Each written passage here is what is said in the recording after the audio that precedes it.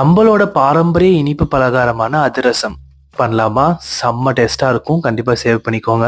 1 cup அளவு பச்சரிசி எடுத்துக்கோங்க. தண்ணி சேர்த்து நல்லா சுத்தப்படுத்திட்டு கூட கொஞ்சம் தண்ணி சேர்த்து 2 மணி நேரம் நல்லா ஊற வச்சு எடுத்ததும் நல்லா தண்ணி இல்லாம வடிகட்டிட்டு ஒரு துணியில இந்த மாதிரி போட்டு ஃபேன் காத்துலயே காய வச்சுக்கோங்க. கொஞ்சம் ஈரப்பதமா இருக்கும் போதே அரைச்சி இந்த மாதிரி நைஸா எடுத்துக்கோங்க. இப்போ வெள்ளைப்பாகுக்கு 3/4 கப் அளவு வெல்லம் 2 டேபிள் ஸ்பூன் தண்ணி சேர்த்து நல்லா மிக்ஸ் பண்ணிக்கோங்க. வெல்லம் நல்லா கரைஞ்சதுக்கு அப்புறமா நல்லா வடிகட்டிட்டு அதே பாத்திரத்துல சேர்த்துக்கோங்க. 1 டீஸ்பூன் சுக்கு பொடி, 1 டீஸ்பூன் ஏலக்காய் சேர்த்து நல்லா மிக்ஸ் பண்ணிட்டே இருங்க.